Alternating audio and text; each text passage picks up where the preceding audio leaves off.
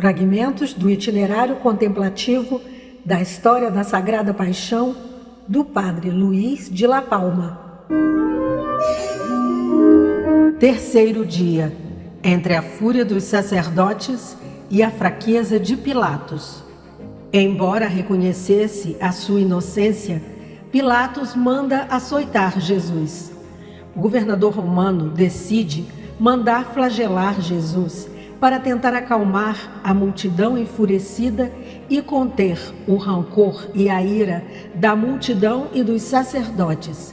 Ele percebia claramente que ambos estavam movidos por ódio e inveja, mas, temendo a revolta e as consequências políticas, concluiu que um castigo cruel poderia satisfazê-los e salvar a vida de Jesus.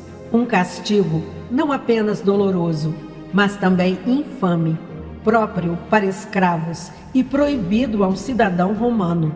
Ele chega a reconhecer a injustiça da situação e praticamente confessa a Jesus que fazia aquilo pressionado pela fúria do povo, pressupondo que quando o vissem açoitado, mudariam de ideia. Jesus, porém, não responde com protesto. Seu silêncio é cheio de mansidão, fortaleza e entrega. Ele aceita livremente o sofrimento, oferecendo-se ao Pai e aos pecadores. Despido e atado a uma coluna de pedra no átrio do pretório, o Filho de Deus sofre uma flagelação brutal. Os verdugos se revezavam e descarregavam golpes sobre o seu corpo delicadíssimo, rasgando-lhe a carne. O espetáculo é terrível. Homens açoitando o próprio Filho de Deus, que suporta tudo com paciência e amor pelos pecadores. A tradição espiritual vê nesse momento uma reparação pelos pecados da humanidade. O momento em que Jesus foi açoitado é um dos mais extraordinários e dignos de devoção da paixão do Senhor, porque ali Jesus sofreu no mais alto grau as afrontas e dores.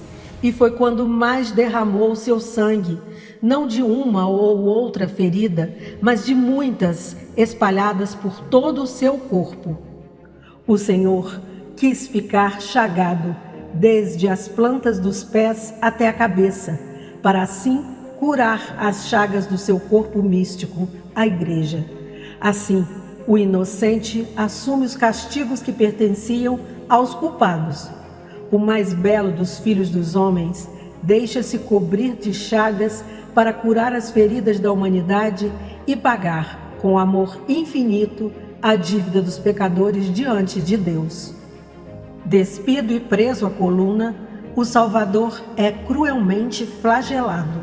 Os verdugos se revezam, rasgando sua carne inocente, enquanto o Filho de Deus suporta tudo, com paciência sobre-humana e amor infinito. Nele se cumpre a palavra: estou pagando pelo que não roubei. O justo toma sobre si a pena dos culpados. O inocente recebe os castigos dos pecadores. E cada golpe, Jesus ama, expia, salva. Seu corpo dilacerado proclama em silêncio a grandeza de um amor que assume a dívida da humanidade e a paga até o fim. O governador romano apresentou Jesus ao povo depois de tê-lo mandado açoitar e coroar de espinhos. O Salvador saiu ao balcão do pretório em estado lastimável, o corpo ferido e chagado, vestindo apenas com um trapo, com a coroa de espinhos e o cetro de zombaria nas mãos. Seu rosto estava pálido e ensanguentado, marcado pelos golpes e humilhações. Pilatos esperava que, ao verem Jesus tão maltratado, os corações do povo se compadecessem. Por isso, declarou publicamente: vede, eu vou-lo trago aqui fora, para saberdes que no encontro nele motivo algum de condenação. E apontando para o Senhor, disse: eis o homem. Contudo, em vez de compaixão, os chefes dos sacerdotes e o povo começaram a gritar com fúria: Crucifica-o! Crucifica-o! A dureza e a obstinação da multidão surpreenderam Pilatos, que respondeu irritado: Tomai-o vós e crucificai-o, porque eu não encontro nele motivo de condenação. Mesmo assim, os sacerdotes insistiram: Nós temos uma lei, e segundo a nossa lei, esse homem deve morrer, porque se fez filho de Deus.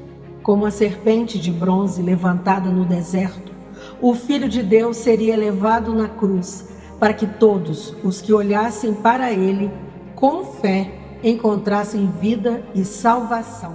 O governador romano sentiu-se cada vez mais inquieto diante de Jesus.